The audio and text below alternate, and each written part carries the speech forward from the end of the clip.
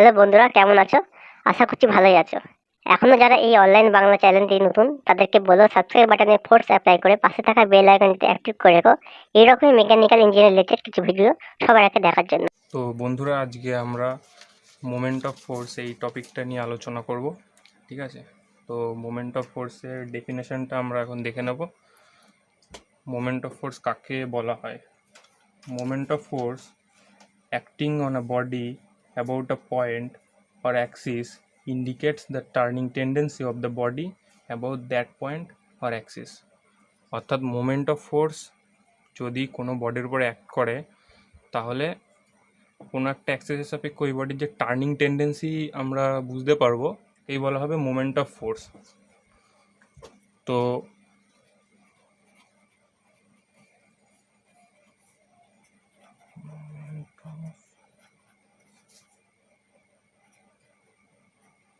Moment of ফোর্সকে আমরা আর এক রকমভাবে ডিফাইন করতে পারি। সেটা হলো, moment of force about a point is the product of the force and the perpendicular distance of the point from the line of action of the force. সুতরাং ধরো এই যে একটা বডি রয়েছে, এখানে পি ফোর্স কাজ করছে এবং আমি ও বিন্দু রেসপেক্টে মোমেন্ট নেব, তাহলে এটা কেমন হবে? আমরা জানি মোমেন্ট ইকুয়াল টু ফোর্স, এই ফোর্সের magnitude P into perpendicular distance O N. এটাই হবে এই পি ফোর্সের মোমেন্ট ও বিন্দুর সাপেক্ষে। ঠিক আছে, আর এই মোমেন্টের অনেক উদাহরণ আমরা বাস্তবিক ক্ষেত্রে দেখে থাকি। যেরকম কেউ দরজা বন্ধ করছে বা দরজা খুলছে, তখন ওই দরজার পাল্লায় আমরা যে ফোর্স অ্যাপ্লাই করি, ওই ফোর্সের কারণেই ওই দরজার ভিতরে একটা টার্নিং টেন্ডেন্সি তৈরি হয়। এর ফলে ওই দরজাটা খুলে যায় বা বন্ধ হয়ে যায়। আবার রেঞ্জ দিয়ে আমরা যখন কোনো নাট টাইট করি বা লুজ করি, তখনও মোমেন্ট এর উদাহরণ আমরা দেখতে পারি। ঠিক আছে, এবার মোমেন্টের ইউনিট কি, মানে কোনো কোয়ান্টিটি আমরা পরিমাপ করতে গেলে আমাদের ইউনিটের প্রয়োজন হয়, সেরকম মোমেন্টেরও ইউনিট আছে। সুতরাং ইউনিট অফ মোমেন্ট,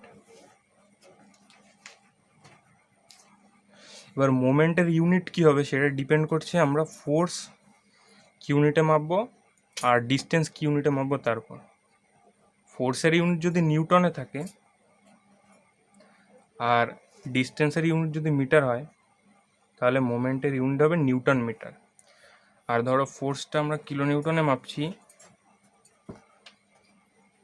আর ডিস্টেন্সটা মাপছি মিটারে, সেই ক্ষেত্রে ইউনিট হবে কিলো নিউটন মিটার। এবার মোমেন্টের ইউনিট ওয়ার্কের ইউনিটের সাথে সেম, কিন্তু মোমেন্ট আর ওয়ার্ক সম্পূর্ণ আলাদা জিনিস, এটা আমাদের মনে রাখতে হবে। এইবার মোমেন্ট দু রকমের হতে পারে। এক number clockwise moment,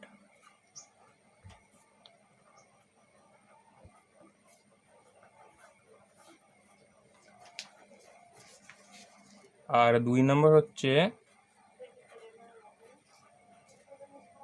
anti clockwise moment. তো ক্লকওয়াইজ মোমেন্ট কাকে বলা হবে? ক্লকওয়াইজ মোমেন্ট বলা হবে কোনো একটা বডির উপর যে আমরা ফোর্স অ্যাপ্লাই করছি, এই ফোর্সের কারণে যদি ওই বডিটা ক্লকওয়াইজ রোটেট করার চেষ্টা করে, তাহলে আমরা বলবো যে ওই বডির উপরে ক্লকওয়াইজ মোমেন্ট কাজ করছে। যেরকম ধরো তোমাদের একটা এক্সাম্পল দিচ্ছি। ধরো এখানে একটা বার রাখা রয়েছে এবং এখানে একটা আলক্রাম আছে। তো এখানে ধরো ও পয়েন্টটা জায়গাটা লেখা হয়নি, ও পয়েন্ট। তো এই যে এখানে চারটে ফোর্স কাজ করছে, W1, W2, W3, W4। এবার দেখো এই W1 ফোর্সের জন্যে এই যে বারটা রাখা রয়েছে, এই বারটা কি ক্লকওয়াইজ রোটেট করার চেষ্টা করবে ও বিন্দু রেসপেক্টে।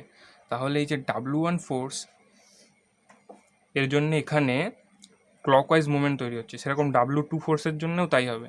কিন্তু W3 আর W4 এই দুটো ফোর্সের জন্য দেখো এই বডিটা অ্যান্টি ক্লকওয়াইজ রোটেট করার চেষ্টা করবে। ঠিক আছে, তাই এর এদের ফলে অ্যান্টি ক্লকওয়াইজ মোমেন্ট তৈরি হবে। এবার অঙ্কের প্রয়োজনে আমরা ক্লকওয়াইজ মোমেন্টকে একরকম চিহ্ন দিয়ে প্রকাশ করি আর অ্যান্টি ক্লকওয়াইজ মোমেন্টকে আর একরকম চিহ্ন দিয়ে প্রকাশ করি। সাধারণত আমরা অ্যান্টি ক্লকওয়াইজ মোমেন্টকে পজিটিভ ধরি আর ক্লকওয়াইজ মুভমেন্টকে আমরা ধরি নেগেটিভ। তবে এরকম কোনো বাধা ধরা নিয়ম নেই, তুমি ক্লকওয়াইজ মুভমেন্টকেও পজিটিভ ধরতে পারো আবার অ্যান্টি ক্লকওয়াইজ মুভমেন্টকে নেগেটিভ ধরতে পারো, এটা একটা সচরাচর এরকম ধরা হয় তাই। এবার আমরা দেখে নেব আর একটা গুরুত্বপূর্ণ টপিক, সেটা হলো অ্যালজেব্রিক সাম অফ মোমেন্টস, অর্থাৎ মোমেন্টের আমরা অ্যালজেব্রিক সাম কী করে বের করব। এবার অ্যালজেব্রিক সাম মানে কি? অ্যালজেব্রিক সাম মানে হচ্ছে কোনো ফিজিক্যাল কোয়ান্টিটির প্রপার অ্যালজেব্রিক সাইন ধরে যে যোগ করা হয় তাকেই আমরা বলি অ্যালজেব্রিক সাম। তবে এই ক্ষেত্রে আমরা এই যে ও বিন্দুর রেসপেক্টে যে W1, W2, W3, W4 ফোর্সের যে মোমেন্টগুলো হবে তাদের অ্যালজেব্রিক সাম আমরা কি করে বের করব, তো সেটা দেখে নাও। ও বিন্দুর রেসপেক্টে আমরা এই ফোর্সগুলোর মোমেন্টের অ্যালজেব্রিক সাম বের করব। তাহলে অ্যাবাউট ও।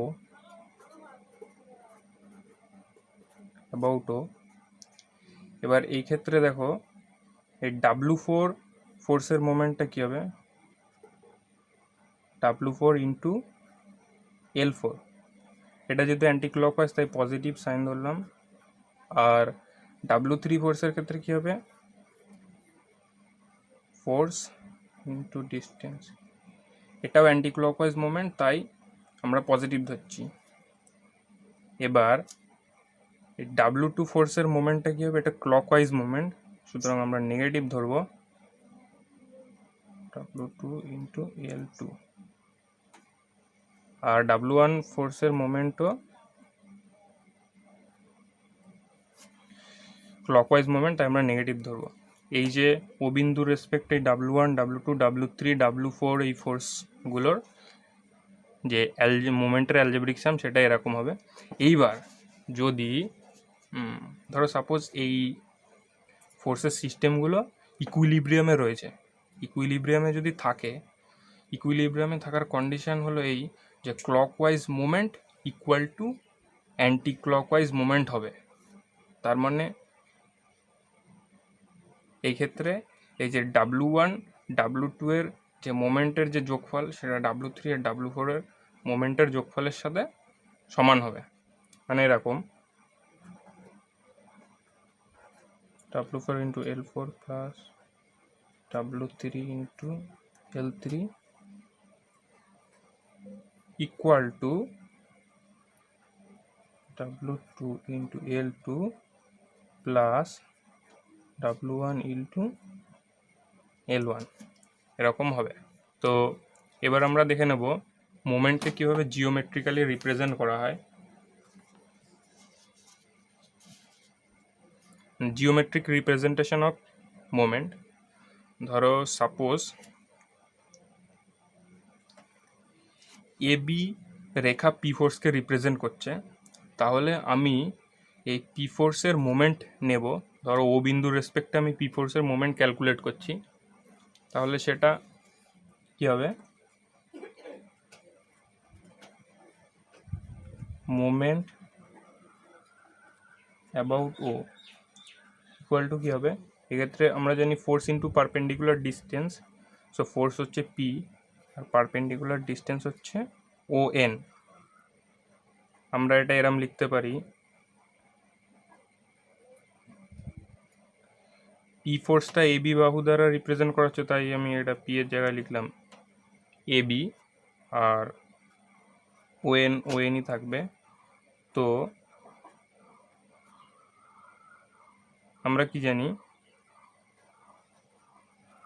হাফ ইন্টু ভূমি ইন্টু এটা হচ্ছে এই ত্রিভুজ OAB এর এই যে হাফ ইন্টু ভূমি AB আর উচ্চতা ON, তার মানে হাফ ইন্টু ভূমি ইন্টু উচ্চতা মানে কি জানি, আমরা জানি ত্রিভুজের এরিয়াকে আমরা হাফ ইন্টু ভূমি ইন্টু উচ্চতা দ্বারা রিপ্রেজেন্ট করি। সুতরাং আমি লিখতে পারি 2 into area of triangle OAB। সুতরাং আমরা মোমেন্টকে এরকমভাবেও রিপ্রেজেন্ট করতে পারি।